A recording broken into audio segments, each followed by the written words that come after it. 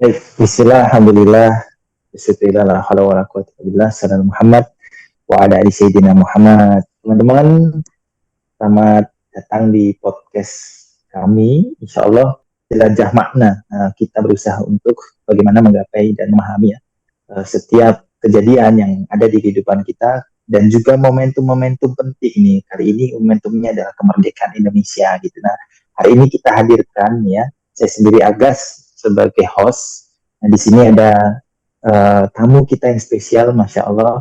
Dia adalah salah satu uh, tokoh muda, ya bisa dibilang begitu, dan tokoh hijrah juga. Beliau juga penulis, dan juga mungkin nanti kita akan gali ya bagaimana beliau punya perjalanan hidup, dan kita kaitkan tentunya dengan momen kemerdekaan dan juga momen hijrah nih, karena ini kan masih Muharram mungkin ya, akhir-akhir penghujung ya.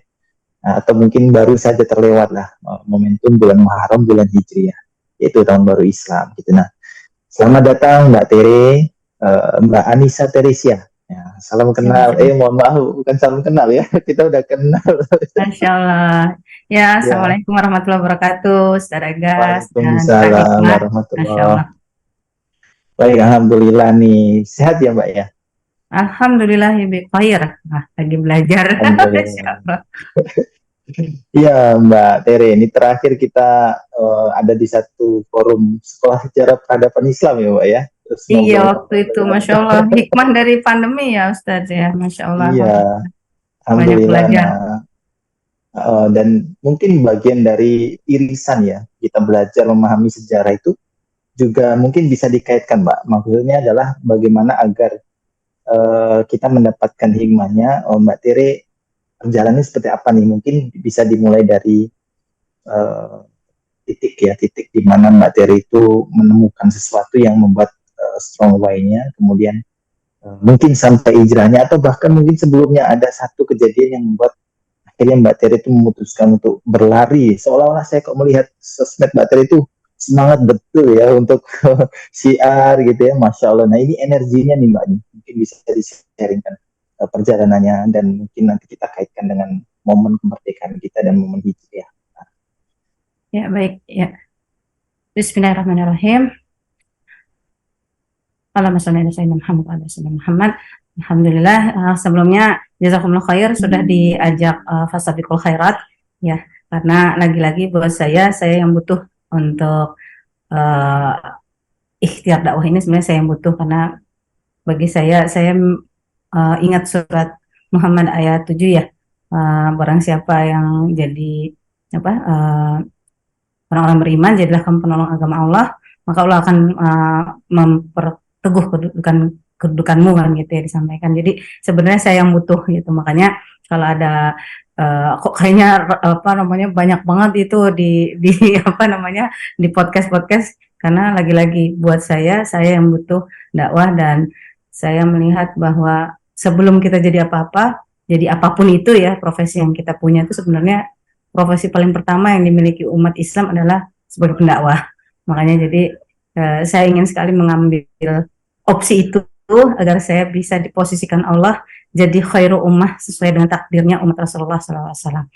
Nah, jadi kalau ditanyain tadi konteksnya dalam hal relate-nya hijrah dengan kemerdekaan ini kan sebenarnya ya, kalau dalam definisinya untuk diri sendiri kan jelas ya, bahwa memang kita itu disebut merdeka ketika kita dilepaskan oleh Allah dari segala bentuk perhambaan selain kepada Allah kan gitu.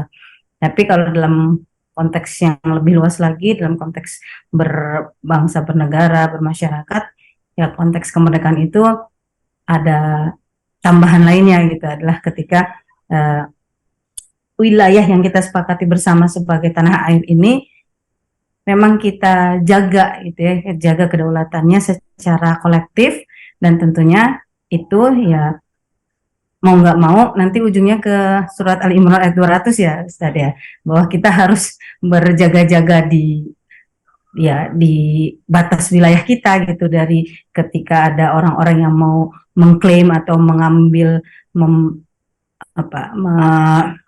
mengkolonialisasikan negeri ini gitu kan. Kalau dalam konteksnya Indonesia ya, bahwa itu yang kita perjuangkan agar kita ada di level berdaulat gitu sebagai sebuah negara gitu. Tapi lagi-lagi nggak mungkin sebuah negara itu bisa berdaulat kalau individu-individunya belum merdeka secara person. Nah, Makanya kalau dulu kita bisa lihat kan, hampir semua pejuang negeri ini itu pribadi-pribadi yang sudah merdeka sebelum ya, memerdekakan negeri ini gitu. Nah, cuma Masya Allah. sekarang agak lucu nih, agak setback gitu ketika kita sudah 78 Hmm, tahun kemerdekaan, la haula wala quwata illa billah ya. Di satu sisi ya tentunya bersyukur alhamdulillah ya, kita masih dikasih nikmat bisa bangun tanpa dentuman bom kalau kayak di Gaza, ya, kayak di uh, apa misalnya di Suriah gitu kan, bangun-bangun ada bom, ada mayat bergelimpangan. Alhamdulillah di Indonesia nggak sampai begitu ya.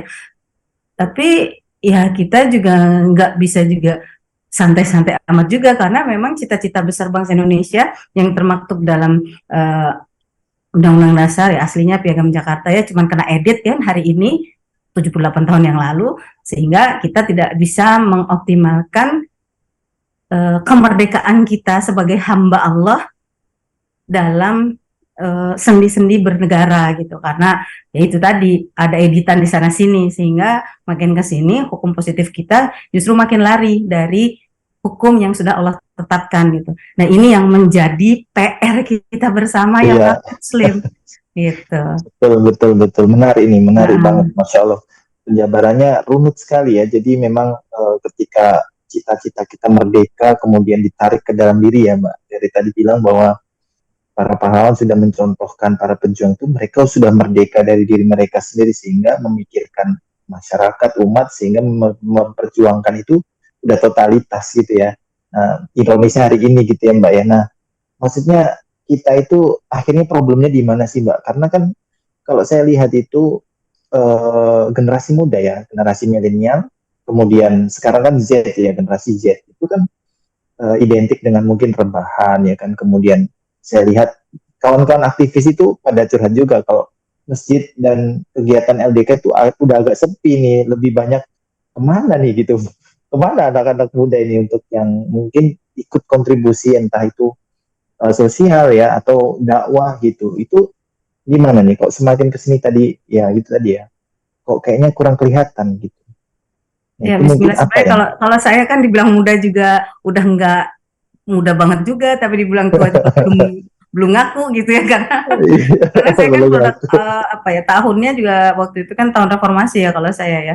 Tapi saya Ya, ingat ya. 20 tahun yang lalu tuh ada cita-cita besar yang diperjuangkan, yaitu untuk kembali pada relnya NKRI pada saat awal didesain kan gitu. Ketika Hmm. terjadi uh, penyimpangan kekuasaan ya, sehingga absolute power tends to corrupt absolutely gitu kan ya kalau di era yang lalu gitu ya. Tapi ya tetap aja sih setiap rezim menghasilkan diktator-diktatornya tersendiri gitu ya. Walaupun Ya, saya nggak akan bilang yang sekarang ini begitu, tapi ya kita lihat aja simptomsnya nggak jauh beda sebenarnya. Tapi dalam konteks ini saya justru mau ngajak teman-teman untuk berpikir secara akal sehat, karena Al-Quran minta kita untuk berakal sehat ya kan.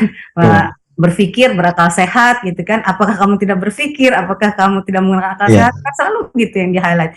Nah, ini lah Allah bila kita udah dikasih nih sama Allah atas berkat rahmat Allah yang Maha Kuasa, dan dengan didorong oleh keinginan luhur udah dikasih nih, diberikan Hmm. suatu kemerdekaan, kedaulatan ya, Masya Allah. Bahkan kalau kita lihat kedaulatan kita ini kan bersambung sebenarnya sama apa saudara-saudara kita di tanah Baitul Maqdis ya, orang-orang Palestina, Ya, bagaimana Syekh Amin Al Husaini dan Pak Muhammad Ali Tahir itu benar-benar totalitas bantuin Indonesia di awal-awal gitu ya.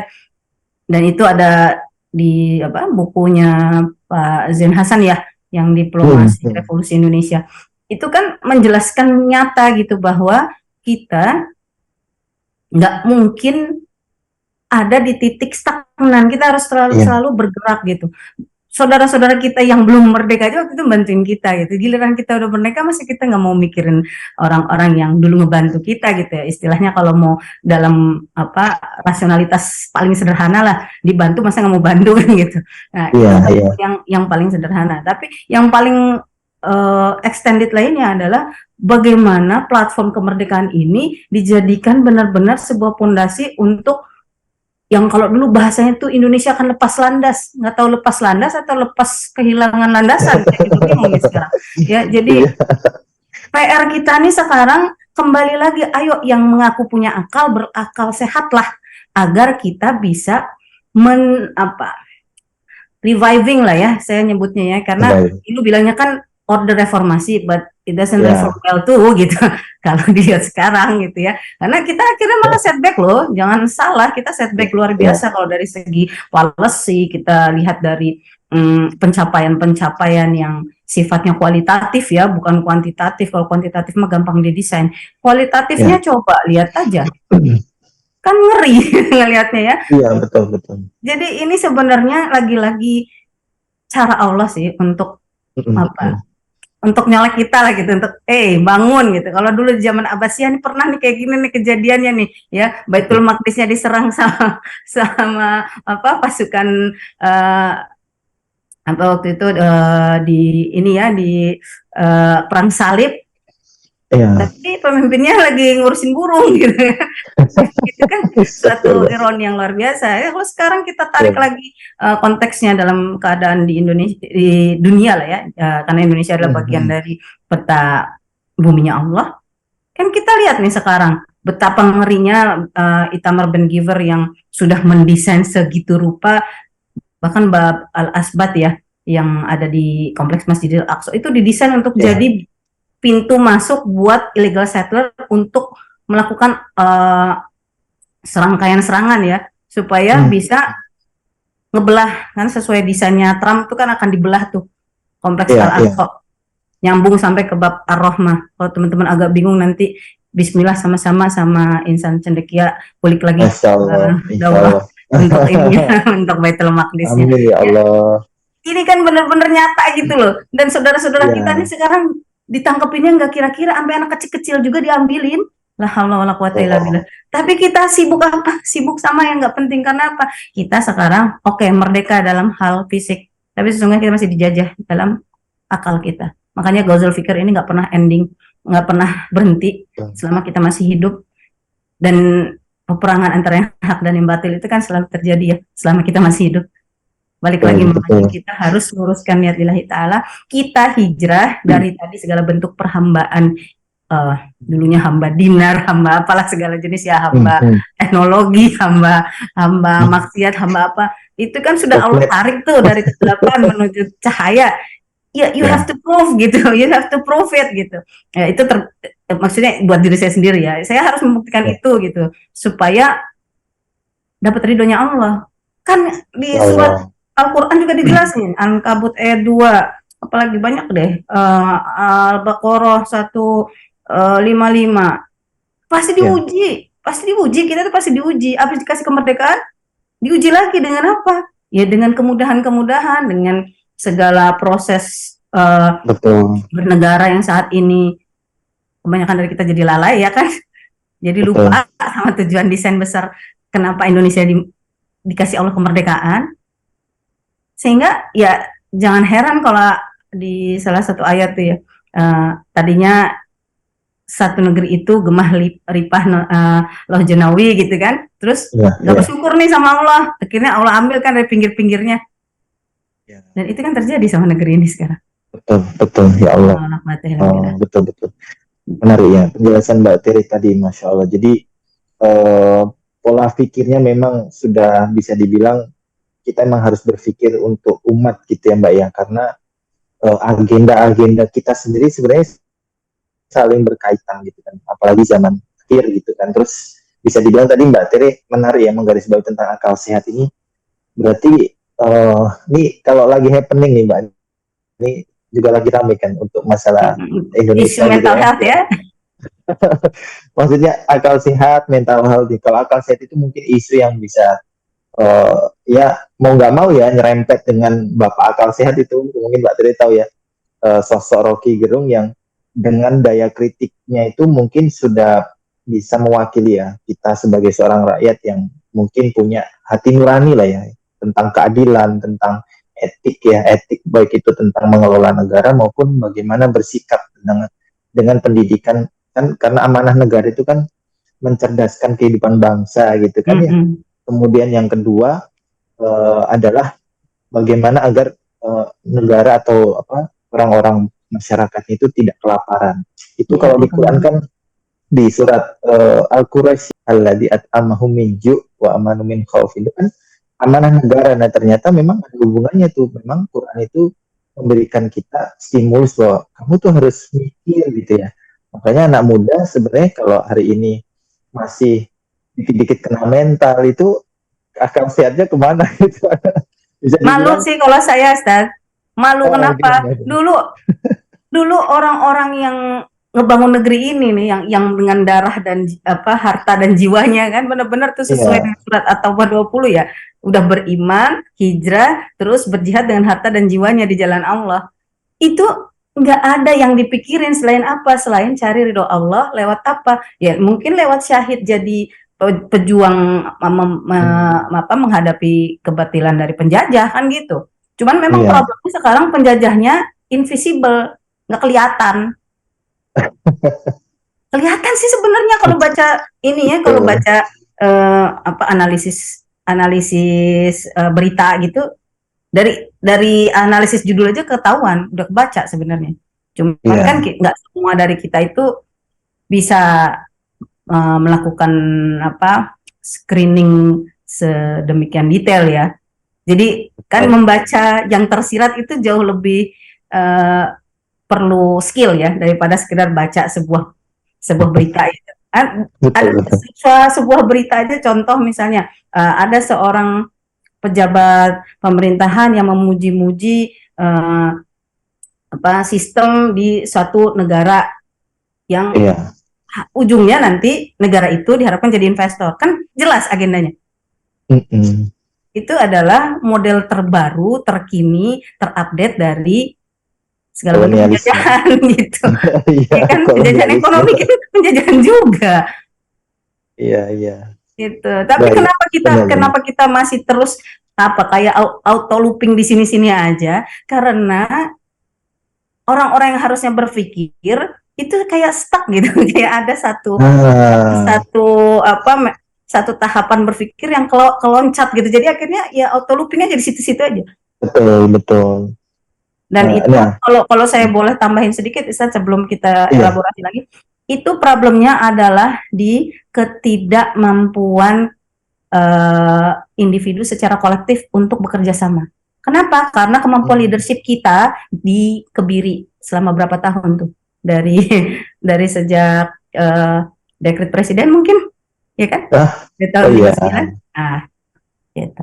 Ya, ya, ya, ya. Jadi istilahnya memang oke, fakta realita dari kondisi ya, kondisi pengelolaan ya, mungkin masyarakat dan negara kita itu memang begini sekarang, dan akhirnya bertumpuk kan, ini efek domino Mbak ya, kalau bisa dibilang memang politik itu akan kemudian pengaruhnya itu ke macam-macam ya, kalau ke internal ya ke masyarakat, tantangan ekonomi, kemudian pendidikan gitu Mbak ya. Pendidikan ini kan hari ini produk ya, kita ini produk Semua sistem produk dan politik kurikulum, ya, Ustaz.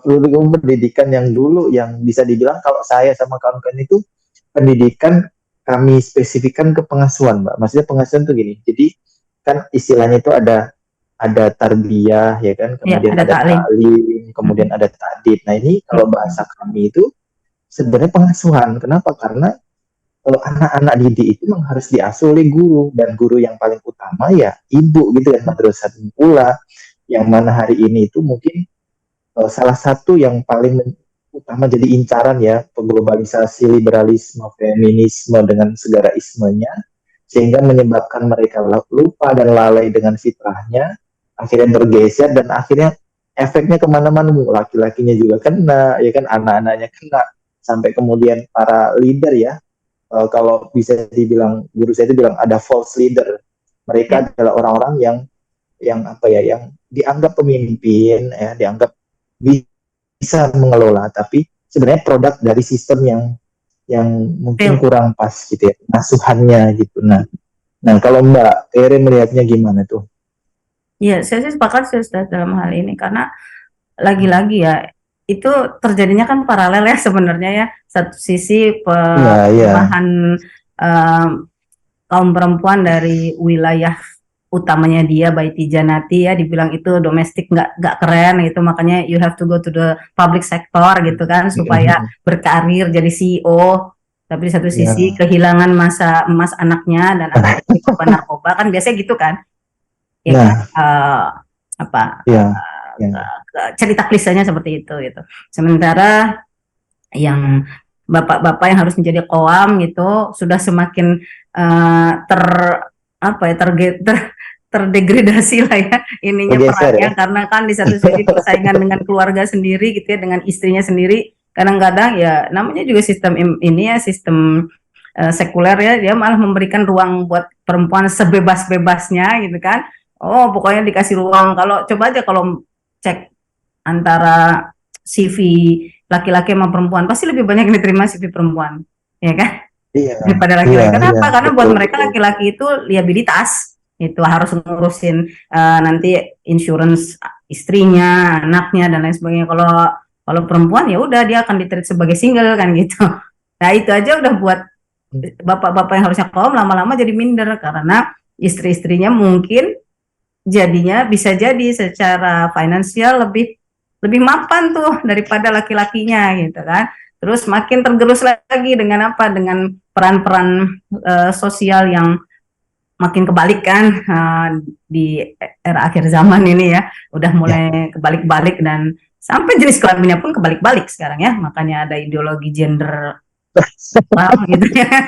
Semakin mengerikan gitu. Nah, ini kan sebenarnya Iya, kalau iya. kita tarik dari apa uh, agendanya, saya tahu saya sih pernah baca salah satu ini ya, ya kan kalau versinya mereka katanya itu konspirasi ya dari apa Elder Zionis ya, tapi emang itu agenda yang sangat make sense sih yang mereka lakukan. Ada, betul. Gitu. Dan kalau kita baca Ya, secara runut itu emang it's happening ya, termasuk kemarin pandemi atau pandemi apa ya, ya. ya, ya apalah namanya ya. Ya itu kan hasilnya apa? Outputnya apa? Outputnya kan transfer kekayaan yang luar biasa ya kepada sejumlah perusahaan yang ujung-ujungnya nanti kalau ditarik siapa shareholdernya? Ya ya pasukan Zionis itu lagi ya, keluarga Yahudi yang ya kita tahu lah gitu. Walaupun platformnya kita pakai, Ya. tapi paling Nah, enggak harusnya kita tetap kayak ya kayak sudah apa keluar para pendahulu kita dulu. Mereka mungkin pakai senapan bekasnya Belanda, tapi kan jiwanya jiwa merdeka gitu. Kita sekarang mungkin ya. pakai alat-alatnya Zionis gitu ya. Apapun lah pokoknya ya punyanya si Bill Gates dan kawan-kawan gitu. Tapi kan harusnya spirit kita spirit yang merdeka gitu. Jangan mentang-mentang terus salah apa salah Terlena. salah rasionalisme juga gitu. Nggak usah Ya. pakai ini kalau gitu, nggak usah pakai apa sosial media, nggak usah pakai laptop, itu kan buatan ini mereka semua gitu. Ya nggak gitu juga sih caranya ya Ya, berpikirnya ya. Kan kalau ini kan betul. sesuatu yang umum bukan yang khas ya. Kalau yang khas bolehlah kita pikirin gitu. Nah, ini sekarang karena polanya memang udah dihancurkan. Ya mereka injak kan sebenarnya penghancuran keluarga ya. Itu Nah, itu yang Mbak yang Tere. yang mereka incar secara mikro, dan makronya adalah pengendalian negara-negara gitu. Supaya apa? Supaya semuanya ntar bisa dikendalikan uh, untuk mereka. Kalau di versinya Ju itu kan goyim ya, yang bukan Ju tuh goyim namanya. Biar bisa ditreat sesuka-sukanya Yahudi gitu. Jadi kalau Betul, udah betul. sampai situ pemahaman kita, insya Allah kita kebuka tuh akalnya. Masya Allah. Nah, gini Mbak, saya izin rada spesifik tadi ya Mbak. Tere akhirnya membahas satu satu pernyataan yang sangat menurut saya juga saya menjadi isu yang saya perhatiin gitu, jadi tentang keluarga Mbak. Jadi target mereka itu kan menghancurkan institusi keluarga atau mendesakralisasi apa mendesakralisasi ya. Ya. Membuat institusi ini nih menjadi tidak sakral lagi, dianggapnya biasa aja. Bahkan saya jumpai ya dari laporan KUA Badan Statistik itu, masuk saya lihat tuh isu rumah tangga itu naik, Mbak. Bahkan pandemi itu perceraian itu naik hampir, yang tadinya setahun sebelumnya itu cuma 300-an ribu, itu sekarang sampai 500 ribu lebih. Jadi satu tahun itu kan pasangan menikah itu ada 2 juta, Mbak ya.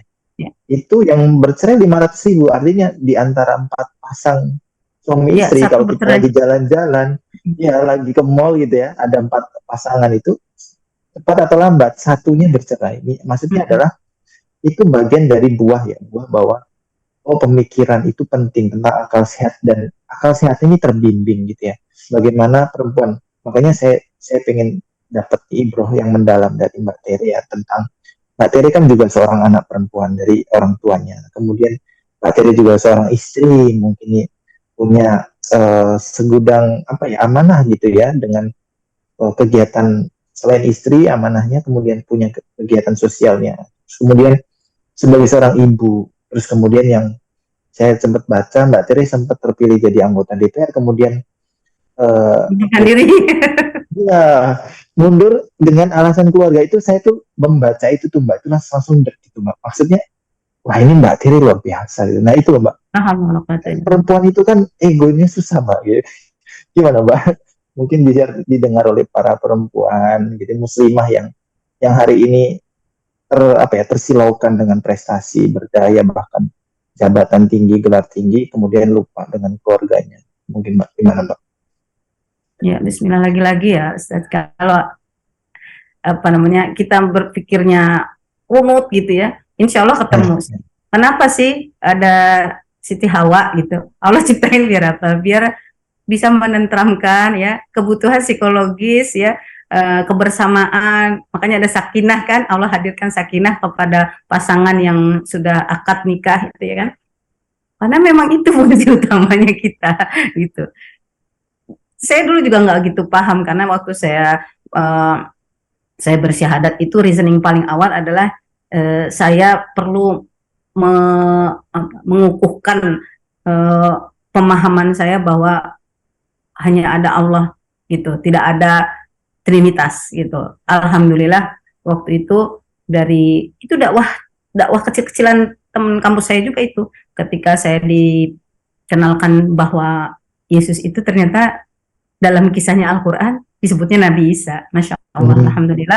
Akhirnya saya dituntun Allah untuk berkenalan dengan Al-Quran, dan saya membaca buku-buku Profesor Maurice Bukil, terus ada punya Syekh Ahmad Didat yang akhirnya menunjukkan saya pada kebenaran Al-Quran, dan akhirnya dengan proses yang tentunya tidak sederhana, akhirnya Allah kuatkan hati saya untuk bersyahadat gitu. Tapi ternyata saya belum selesai. Saya baru sampai di episode awal gitu. Ternyata Islam ini kan bukan lagi luas ya. Islam itu perfect, dan semua ini tentang Islam sebenarnya. Dunia ini tentang Islam sebenarnya.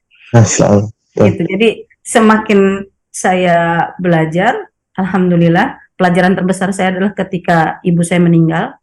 Beliau adalah seorang Kristen yang taat, dan pesan beliau, nah, berjuang bisa di mana aja, dan kamu jadi muslim yang taat ya nak. Itu sebuah tamparan yang luar biasa buat saya, sehingga saya akhirnya berpikir, dan subhanallah dalam proses berpikir itu saya juga dikasih satu lagi kepulangan. Bapak saya meninggal juga, tapi pada saat bapak saya meninggal saya sudah mengundurkan diri, karena waktu itu prosesnya memang bapak saya di bangsal yang satunya, ibu saya di istilahnya cuman beda rumah sakit, yang satu di ruangan ini, satu ruangan di situ gitu. Jadi subhanallah, kata Rasulullah SAW kan, siapa yang paling cerdas di antara kalian? Yang paling sering mengingat kematian. Alhamdulillah Allah cerdaskan saya dengan takdir orang tua saya meninggal berturut-turut 2012, 2013, sehingga saya mikir, apalagi ketika bapak saya meninggalnya dalam kondisi tidak dilakukan secara Islam itu, padahal beliau sudah bersyahadat lebih dulu dari saya. gitu. Oh, Ya itu subhanallah, Bapak. la quwwata illa billah. Saya nggak tahu persisnya seperti apa, tapi yang jelas karena memang ya mayoritas keluarga saya juga lingkungannya lingkungan ini ya Non lingkungan Muslim.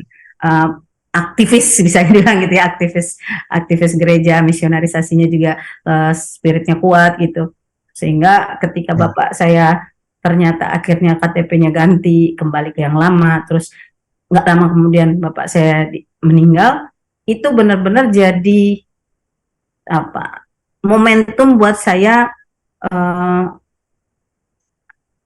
apa ya istilahnya, ya revive lah, karena dari sejak tahun 2000 ke tahun 2013 itu 2012 2013 itu saya Hmm. cuman modal eh, apa ya namanya, cuman sekedar modal berpikir nalar yang sederhana gitu. Saya pikir ya Islam mudah, ya udah nggak usah dipersulit.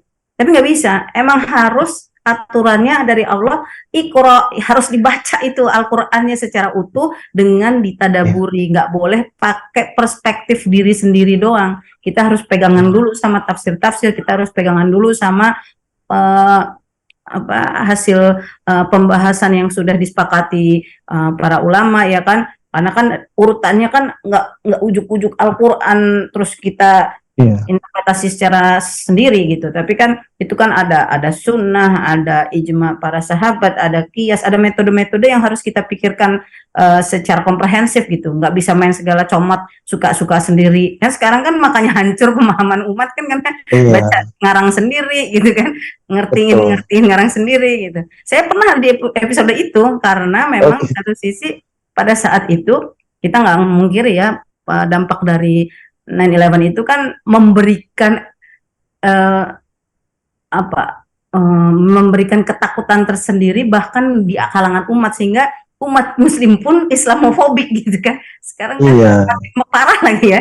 Nah, jadinya dulu ya udah akhirnya saya terjebak tuh, sempat tuh nyasar tuh di pemikiran-pemikiran feminis Islam, nauzubillah ya. Oh, Nggak oh, ada tuh feminis pada Islam ya? feminis Islam tuh gak ada. Islam itu udah deliberate women, udah selesai titik.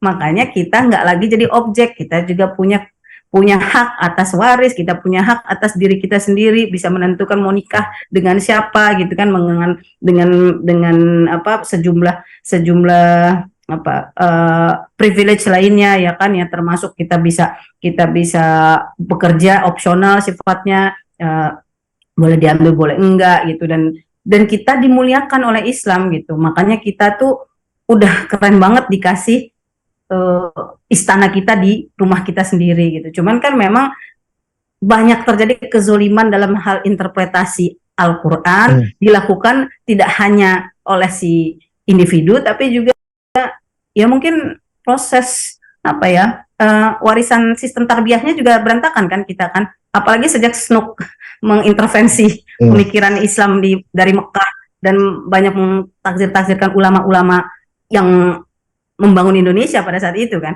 Kan kita Iya.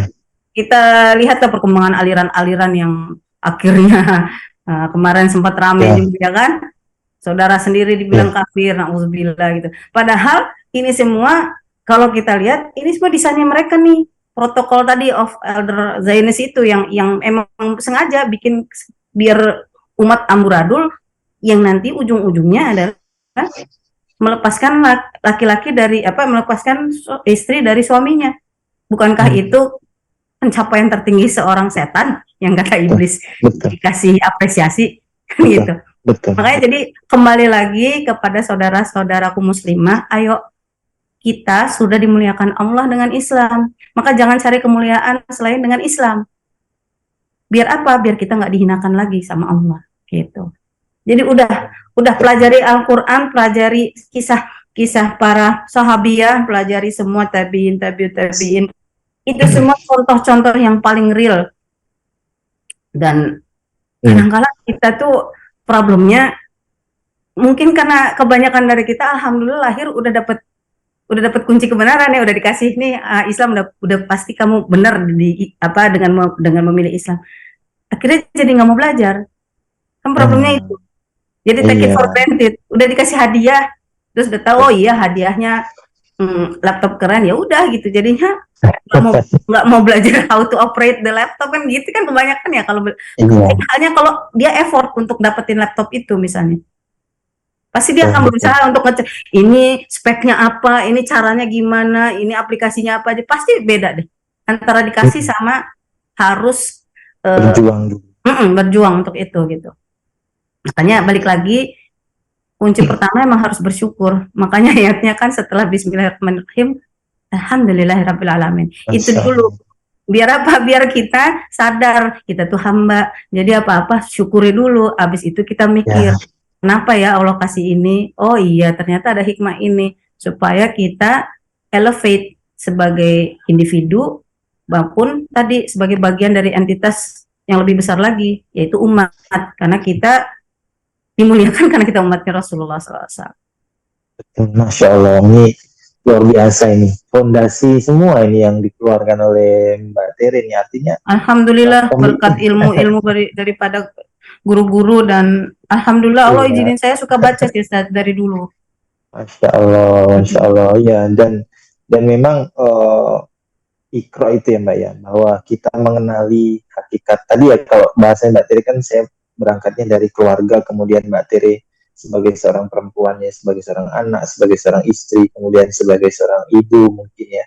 Nah jadi memang akhirnya kita harus ikro ya, harus ikro, kemudian mengenali hakikat perempuan itu fungsi utamanya apa gitu ya, sehingga kalau kita udah tahu fondasinya, pemikirannya, kemudian tahu tujuan utamanya apa, itu akhirnya ya kita akan dimudahkan ada jalan untuk melalui. Tapi memang benar Mbak ya, maksudnya pastinya nggak mudah lah. Saya yakin Mbak Tere pasti ada badainya, ada Ya subhanallah. ujian-ujian yang membuat mungkin menyentakkan hati dan menggoncangkan jiwa gitu Mbak, yang membuat kita benar-benar, nah, itu mungkin ada nggak Mbak yang mungkin selain mungkin setelah lompatan setelah orang tua mungkin meninggal gitu ya, kemudian hijrah kan Mbak Tere berjuang terus untuk menjaga amanah tadi kalau nggak salah setelah orang tua meninggal atau barengan ya amanah di DPR itu terus Mbak Tere menjaga. Sebelum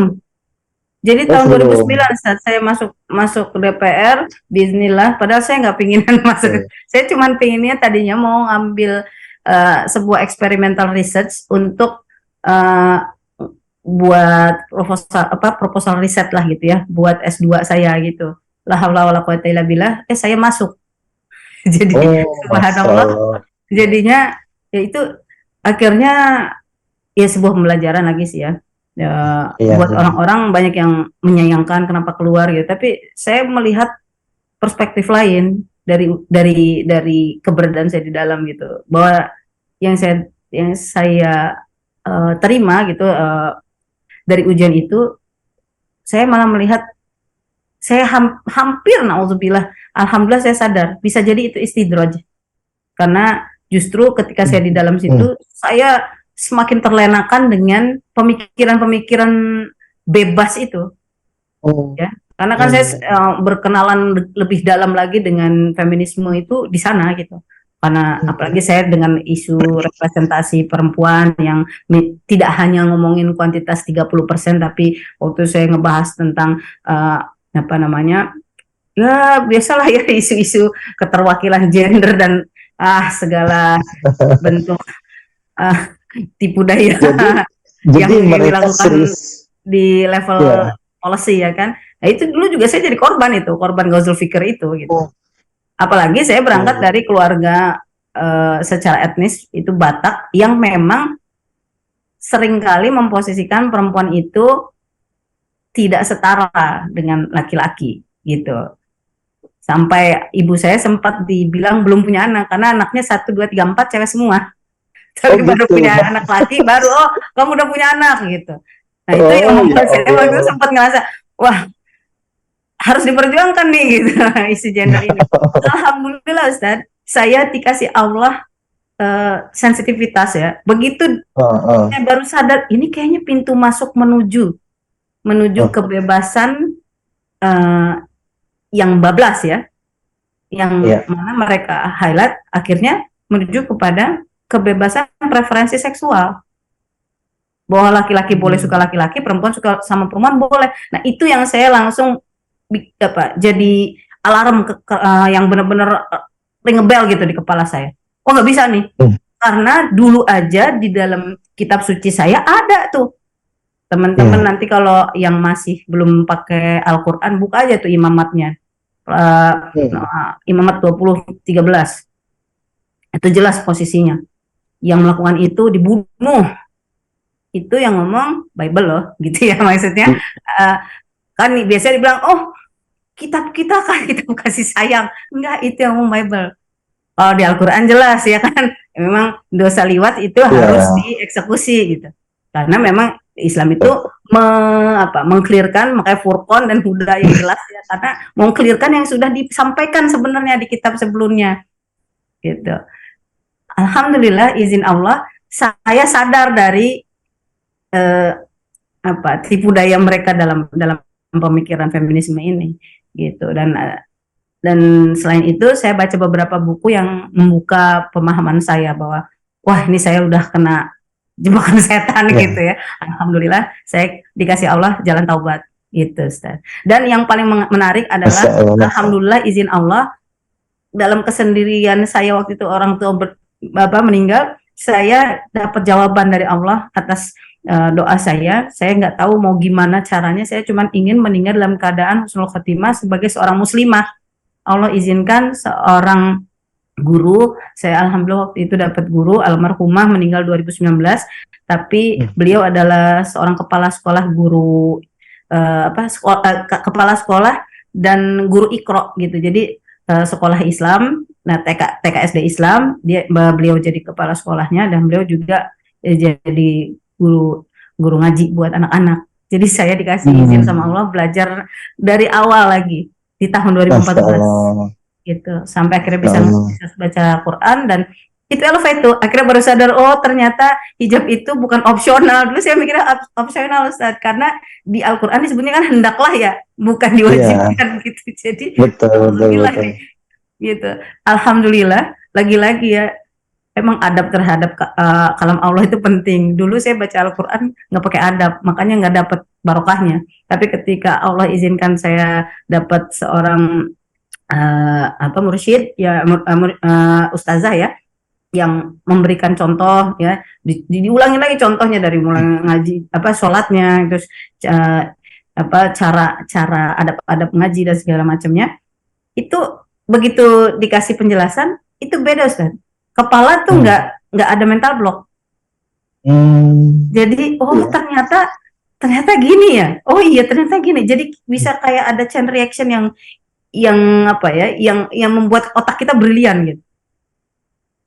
Masya Allah. Lagi-lagi itu izin Allah. Masya Allah. Jadi itu yang mungkin bisa dibilang hidayah dan taufik itu ya Mbak ya. Betul. Artinya memang ada kaidah, ada proses, ada itikat ya. Ada itikat. Mbak Tere dari tadi itu menunjukkan bahwa memang tidak pernah berhenti untuk minta petunjuk, minta jalan, untuk minta perbaikan diri gitu ya. Tapi Mbak, jebakannya itu ada begini, bahwa di luar sana itu ada ya, misalkan muslimah gitu ya, yang tadi menarik tuh bilang feminisme, muslimah feminisme. itu kan atas nama berdaya gitu loh Mbak, atas nama prestasi, meraih sesuatu yang tinggi, kemudian karena mungkin iblis itu pintar kali ya, karena dari zaman Adam kan sampai sekarang udah ribuan tahun hidup gitu. Sebenarnya bukan pintar sih Ustadz, kayaknya jam terbang aja banyak. Jam terbangnya ya, kita kalah jam terbang ya. Betul. Iya itu jadi tersilaukan dengan itu, akhirnya punten tadi Mbak Tere juga bilang kan, melewatkan masa emas anak-anak ya kan. Kemudian itu kan bagian dari pengasuhan tanggung jawab keluarga, melewatkan momen-momen penting keluarga, akhirnya keluarga itu menjadi terkorbankan. Saya tuh pernah bilang gini, mungkin Mbak Tere setuju nggak ya? Jadi saya bilang gini, hati-hati para muslimah, jangan-jangan sudah menjadi feminisme tanpa sadar. Di mana indikatornya? Ketika meletakkan karir lebih tinggi daripada keluarga, ketika menomorskiankan keluarga tapi mendahulukan karir, sehingga kemudian akhirnya tugas utamanya menjadi terbengkalai. Mungkin gimana menurut Mbak Tere? Iya, Masya Allah. lagi-lagi emang pembahasan ini nih bakal apa ya? Panjang ya. Enggak, bakal terus jadi hot topic kalau saya bilangnya. Karena Topik apa? ya. Banyak sekali eh, pemahaman-pemahaman yang tadi mungkin karena berangkatnya belum belum sampai ke esensi kedalaman eh, apa ya, kedalaman interaksi dengan Al-Qur'an. Jadinya menganggapnya kalau misalnya kita eh, mengingatkan jangan sampai karirmu kamu mendominasi keluarga gitu, itu dianggapnya sebagai sebuah apa jealousy gitu Ancaman. ya, atau either itu jealousy gitu, Kecemburuan. atau bisa juga jadi sebuah pemikiran yang puritan gitu kan. Hmm. Padahal Betul betul.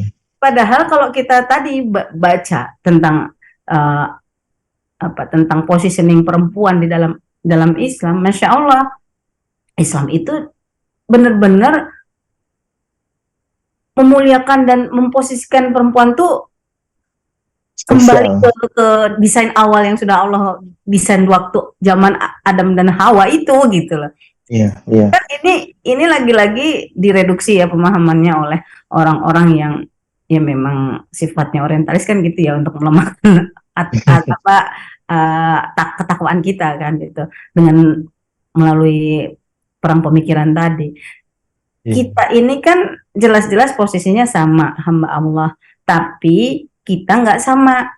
Ya nggak sama lah, dari kondisi biologis aja emang fitrah kita Betul. yang satu itu untuk eh, mata aja deh, paling gampang. Mata tuh laki-laki kan dia sel, saya lupa sel batang apa sel yang mananya gitu. Jadi lebih fokus gitu. Kalau udah ngeliatin Iya. satu target, dia lebih fokus gitu. Persis kayak misalnya singa lagi mangsa lah.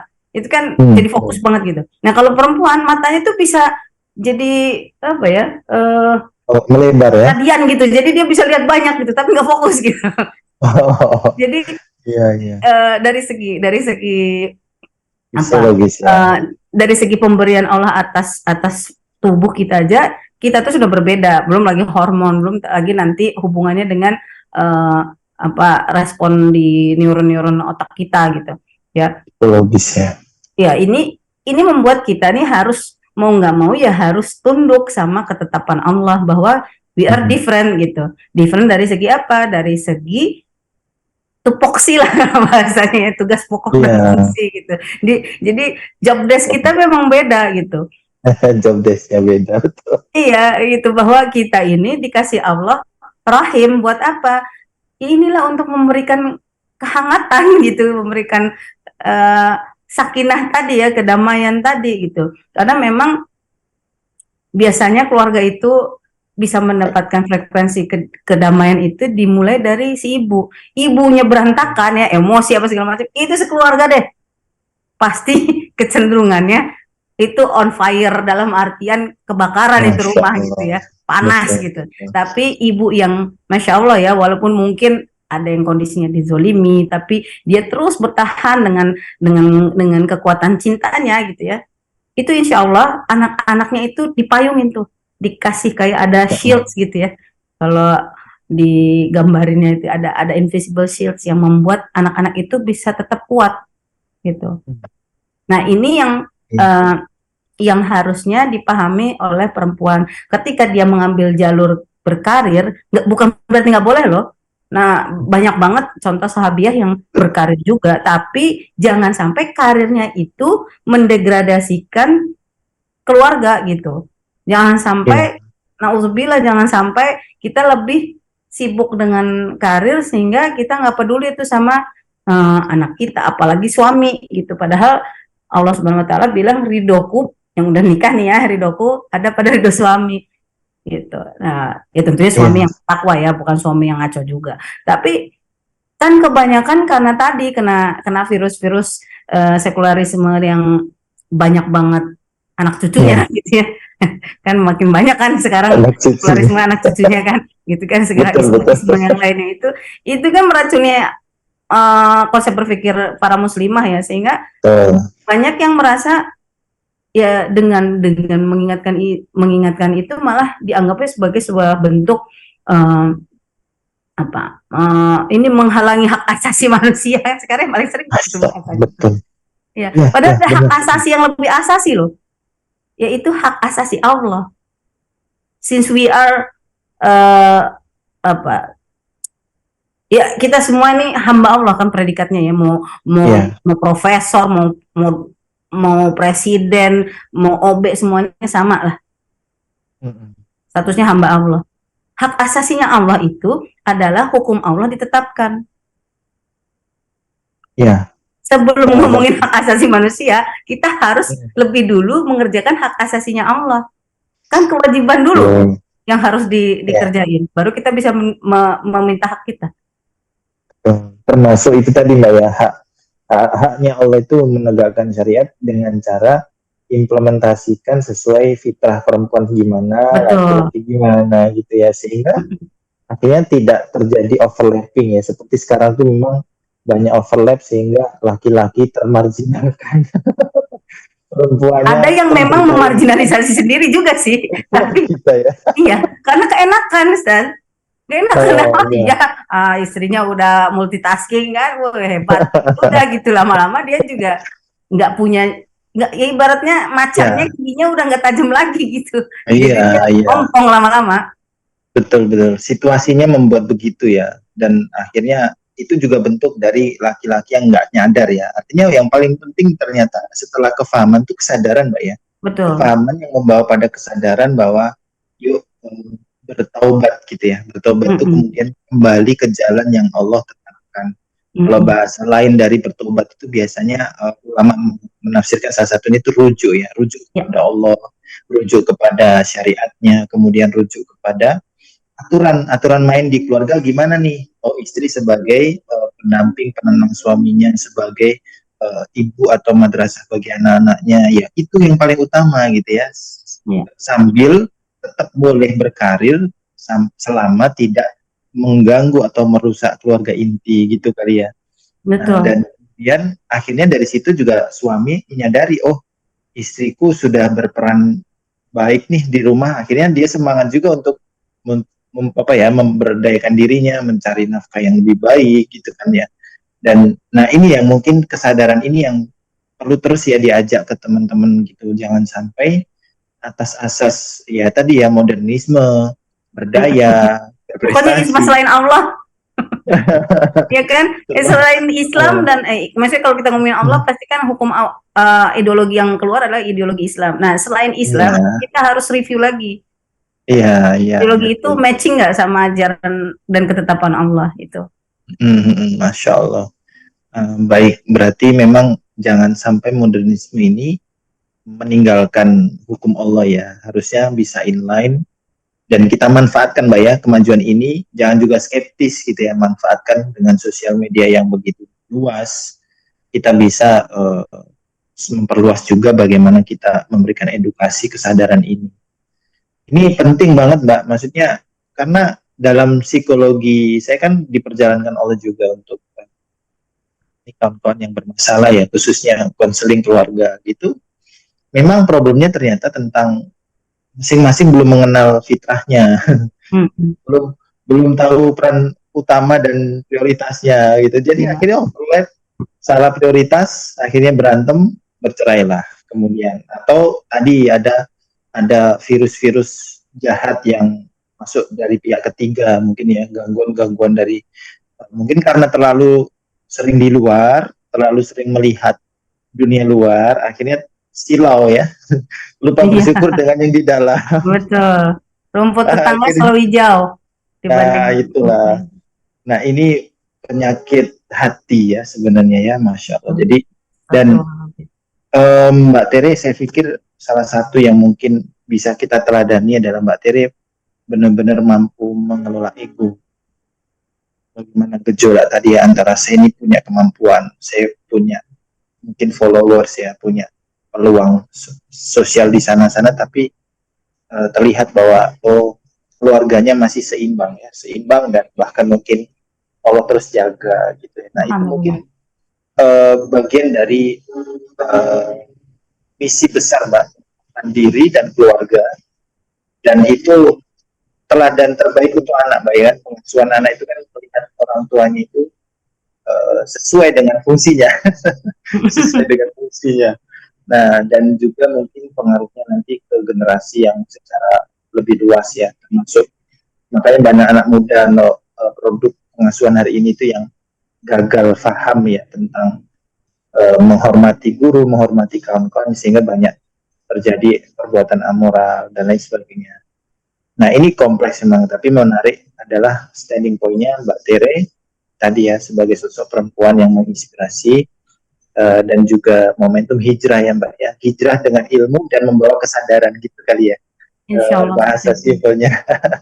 Tapi Ya ini Mbak, bukan mungkin saya sebenarnya Ustadz. Ini lagi-lagi ini gimana? tentang kasih sayang Allah Masya Allah, betul gitu. betul betul. Kenapa? Karena nggak mungkin kalau nggak ada apa skenario dari Allah, mau saya udah jumpalitan kayak apa juga nggak akan bisa gitu. Nah, kadangkala kita lupa tuh, ketika kita lagi kondisi lemah nggak berdaya, kita minta mohon-mohon sama Allah, ya Allah, ya Allah. Kan sampai Ya ada tuh ya, ya di dalam Al-Quran ya kisahnya ya, pas lagi di tengah lautan, wah minta sama Allah. Begitu Allah kasih selamat, lupa, lupa lupa. Emang penyakitnya manusia, nah lupa. manusia ya. Iya, jadi emang nggak bisa enggak. Yang harus kita kuatkan lagi adalah kita harus belajar memperkaya rasa syukur dan Ya, memperkuat kesabaran. Kenapa? Karena orang yang kuat adalah orang yang paling sabar dan orang yang paling kaya adalah orang yang paling bersyukur. Itu aja dulu diaplikasikan dalam seluruh aspek hidup, insya Allah dengan berdekapan terus sama Al-Quran. Jadi kalau mau keluarga dapat keberkahan, sakinah, mawaddah, warahmah, ya kita harus saling mendekap dengan Al-Quran. Insya Allah, Allah kasih nur kan, gitu kan kisahnya kan. Allah yang kasih cahaya, Allah yang akan kuatkan tuh akan ada pembatas kan katanya yang nggak terlihat tuh antara orang yang baca Quran sama yang enggak. Nah itu Masya Allah saya kerasa banget begitu saya bisa ngaji dengan nggak cuma ngaji lisan ya, ngaji dengan hati juga gitu ya. Sehingga setiap ayat-ayat yang kemudian saya cari tahu artinya, saya baca tafsirnya itu bisa menggerakkan hati, bisa meneteskan air mata dan bisa menggerakkan saya, Allah menggerakin saya untuk mengamalkannya. Nah itu yang sebenarnya dibutuhkan sekarang. Makanya balik lagi, ini nggak akan bisa nih. Ini mana dulu sih telur sama ayam gitu. Ini lagi-lagi kalau kita mau ngelihat kerusakan yang saat ini terjadi kan sudah sistemik. Cara yang paling mungkin adalah kembalilah jadi generasi Salahuddin yang Allah berkahi dengan Al-Quran. Ayo, setiap individu dari kita, mau suami, istri, anak, siapapun guru, ya, semua kembalilah pada Al-Quran. Karena kadang-kala kan banyak juga ya yang karena sudah saking otomatiknya jadi nggak berasa gitu nikmatnya baca satu ayat aja, qul huwallahu ahad, itu mungkin buat orang yang udah sering baca jadi ya udah gitu. Tapi Masya Allah kalau kita resapi, ya Allah, iya benar Allah cuman Engkau ya Allah, nggak ada lagi yang lain gitu. Nah itu yang harus dibangun supaya apa? Supaya Allah pantaskan lagi kita menjadi khairu ummah yang nantinya akan melakukan perbaikan sistemik secara berjamaah tentunya dari seluruh aspek, sehingga kita bisa elevate dan bisa menjadi the best version of us masing-masing dari kita, dan kita bisa menjemput semua takdir Allah yang akan Allah unlock sendiri tuh, kan katanya kan Allah sendiri akan naikkan derajat kita kan kalau kita udah total. Nah, insya Allah bisa kayak gitu. Bismillah. Masya Allah, generasi Salahuddin dengan kembali kepada Quran dan kembali kepada Allah ya. Ini kalau bahasa hatinya itu ini ibadah batin ya, ibadah hati ya Mbak ya. Iya. Karena dan ini tatarannya juga mungkin syariat, kemudian ada hakikatnya gitu ya. Hakikatnya kita mungkin sholat, baca Quran secara fisiknya begini, tapi sebenarnya kita dialog sama Allah.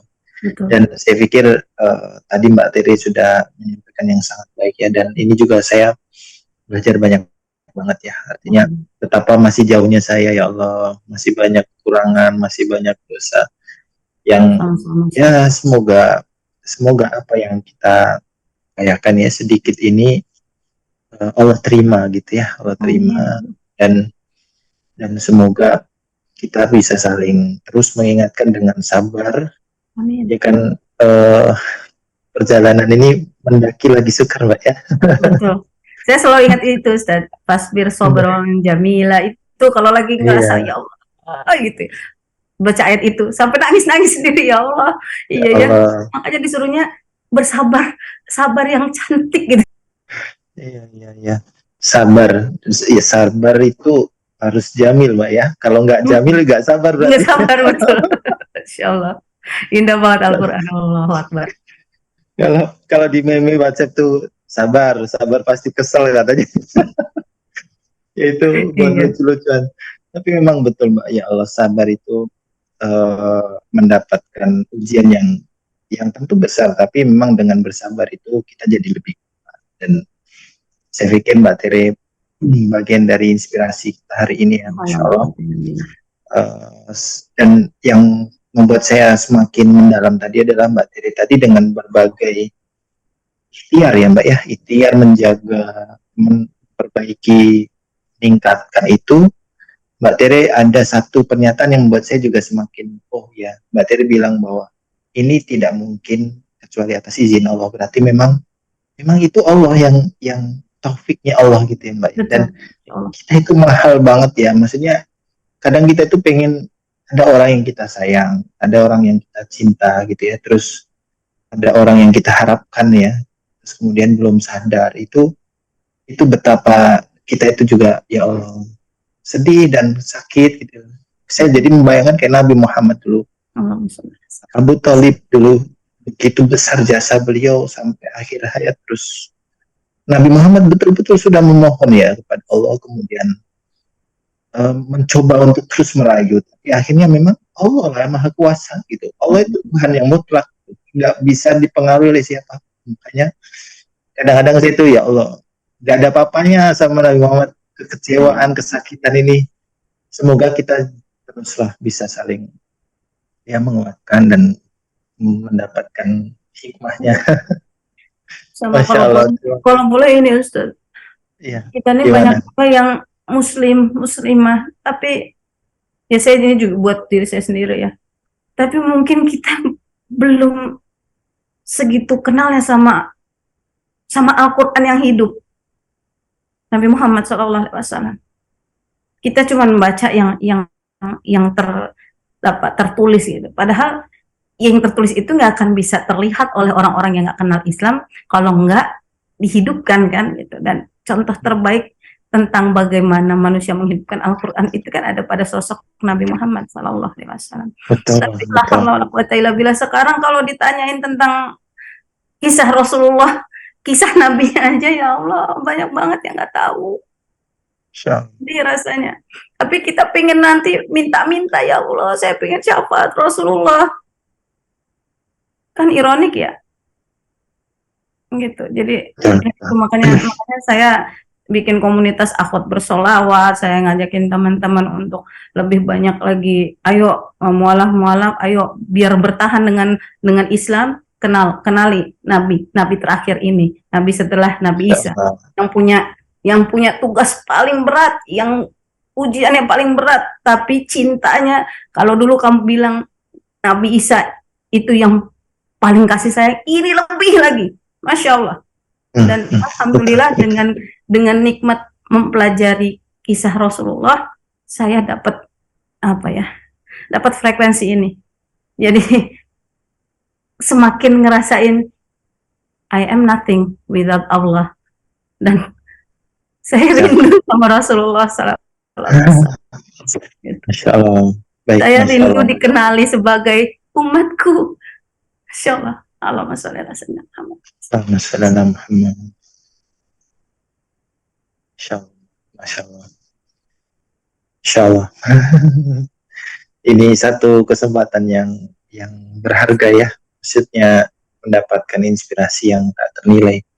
Bagi saya yang masih compang-camping ini, sama Ustaz saya juga. Penguat sekali ya apa yang Mbak Tiri sampaikan.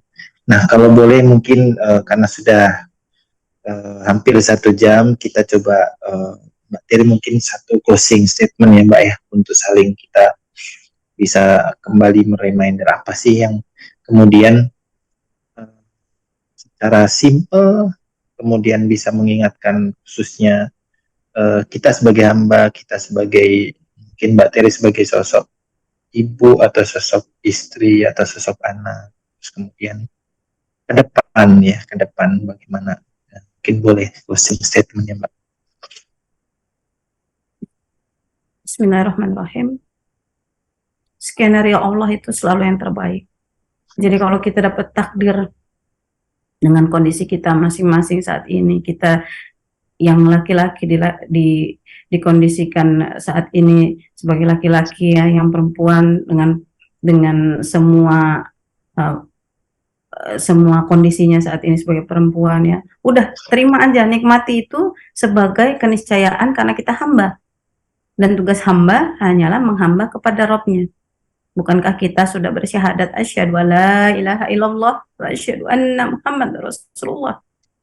Jangan sampai syahadat kita ini nggak ada nilainya di hadapan Allah. Kalau Allah bilang kadzabta, na'udzubillah. Mari gunakan hati kita untuk beribadah penuh. Karena sesungguhnya hidup kita, mati kita, sholat kita, rukuk kita, puasa kita, semua ibadah kita ini, hidup kita ini harusnya untuk Allah semata. Terus belajar dari sosok terbaik Nabi Muhammad SAW dengan keluarganya dan juga sahabatnya, agar kita bisa punya referensi seperti apa sih makhluk penghuni surga nanti. Karena kita semua tentu berharap mendapatkan syafaat Rasulullah dan Allah ridhoi, masuk dalam barisan golongan yamin yang akan berbondong-bondong bersama dengan Rasulullah SAW sebagai pembuka kunci surga, akan berada di Firdaus, insya Allah bertetangga, dan sambil mengingat-ingat perjuangan kita di masa kita masih di dunia, kita semakin bersyukur. Alhamdulillah ya Allah, Kau izinkan hamba menjadi hambamu, dan Kau izinkan hamba menjadi umat Nabi terbaik, Nabi Muhammad SAW. Bersyukur terus, bersabar, insya Allah ujungnya jannah. Mohon maaf lahir batin. Assalamualaikum warahmatullahi wabarakatuh. Waalaikumsalam warahmatullahi wabarakatuh. Masya Allah, ini closing yang insya Allah menurut saya menyempurnakan semua dialog kita hari ini Mbak. Insya Allah obrolan kita nih, kita mendapatkan anugerah tak ternilai jadi umat Nabi Muhammad ya, umat Nabi Muhammad, Nabi yang terbaik, yang akan memimpin semua umat manusia seluruh alam di surga insya Allah. Baik, hatur nuhun Mbak Tere, Masya Allah nih. Mohon maaf juga lahir batin kalau ada yang kurang berkenan. Sama-sama saya mohon maaf ya Ustadz kalau ada bahasa yang kurang tepat. Kadang-kadang saya kalau lagi agak ini bahasanya mungkin kurang pas, tapi ya mudah-mudahan segala yang baik datangnya dari Allah, yang kurang itu pasti kesalahan. Alhamdulillah. Semoga kapanpun bisa jumpa offline nih. Mbak Tere tinggal di mana ya? Di Jakarta Kami di Jakarta Coret sekarang, di Tangsel, di Bintaro. Oh, Tangerang ya. Oh, Bintaro ini ya, bloknya kawan-kawan ini ya, musyawarah ya. Iya, betul. Alhamdulillah, semoga. Kalau Insan Cendekia, Ustadz di mana Ustadz ininya, base camp? Kalau base camp yayasan di Jakarta, di Menteng. Teman saya sendiri sekarang sedang di Surabaya. Oh, Masya Allah, Masya Allah. Ya, karena memang selama ini program juga banyak online. Mereka kadang-kadang offline, nanti semoga bisa diadakan di Jakarta. Iya, bismillah. Baik. Nah, ini Ustadz kalau boleh ada usul sedikit, kita punya banyak lagi ruang diskursus untuk apa ya, untuk mengenalkan pemikiran Islam secara komprehensif gitu. Karena kan selama ini kan seolah-olah ngomongin Islam tuh harus dalam sekedar apa ya, seolah-olah kalau bukan di masjid gitu kan, selalu disekulerisasi. Jadi seolah-olah ibadah cuma di masjid gitu. Pembahasan cuma ada di kajian-kajian kitab gitu. Padahal kan sesungguhnya semua aspek itu ibadah gitu. Nah ini yang bikin kita kalah ya, karena mereka datang dengan semua effort ya, mereka hitung dengan baik itu semua, kalkulasi dengan baik semua ruang-ruang yang nggak ada kita di situ gitu. Iya. Boleh Mbak, boleh. Jadi nanti mohon bisa dijapri juga mungkin usulan-usulan konkret, apakah itu bentuknya program ya, kemudian diskusi santai offline gitu, sambil ngumpulin orang-orang anak muda yang berpikir ya apa ya, berpikir inilah kayak pemuda sekarang yang Betul, betul, betul. kan kan kalau nggak Iya, diculik nggak akan ini betul. dapat nanti kemenangan yang dari Jepang ya kan. Lah, iya, iya benar Mbak. Insya Allah. Mm. Siap, Insya Allah. Kalau Mbak yang tadi akhwat bersolawat dan mungkin saya lihat sempat aktif di Khadijah Foundation ya. Itu Jadi di jadi sana kalau juga. Khadijah itu sebenarnya kan Teh Peggy Khadijah kan yang Peggy. bikin kan Iya, desain. iya. Sebelumnya itu kita memang gerakannya tuh belum waktu sebelum jadi yayasan kita tuh namanya gerakannya Akhwat Bergerak. Oh, Jadi kita dulu apa ya participate lah di situ. Cuman kan karena hmm, dalam dalam perjalanannya Teteh pingin lebih dari sekedar gerakan sukarelawan, jadi yayasan, ya. jadinya Yayasan Kadijati Foundation gitu. Tapi Berarti saya sendiri Mbak, masih sebagai volunteer masih kadang-kadang kalau lagi emang oh, waktunya pas. iya, iya, iya, Masya Allah. Gitu. Semoga nih nanti ke depan ada kolaborasi juga ya. Amin, insya Allah. Kelas-kelas. Kayaknya muslimah tadi yang benar itu apa, feminisme muslimah ya. Iya, kalau perlu memang dibikin kelas khusus boleh Ustaz, karena sekarang ini Iya, yang kita kena gempur kan lewat ini ya, kasus LGBT yang perempuan. udah masuk ke dalam itu kan karena dari situ pintu masuknya ya. Feminisme itu kan Iya, buka keran yang luar biasa untuk iya, keberpihakan kepada kaum gender netral itu. Saya juga bingung itu gender netral jenis dari mana. Astagfirullahaladzim. iya, iya. Baik, insya Allah baik. Mbak Tere, mungkin eh, saya izin ini ya, undur dan saya aturkan terima kasih sekali lagi dan mohon maaf kalau ada yang kurang. Salam untuk keluarga. Ya, sama-sama. Terus mohon maaf lahir batin lagi ya. Ya, sama-sama. Mungkin dulu, Mohon maaf nih. lahir batin. Berarti Ya, Mbak udah Tere. boleh pamit ya ini Ustaz ya? Boleh, insya Allah. Oke, boleh. Baik. Barakallahu fikum. Assalamualaikum warahmatullahi wabarakatuh.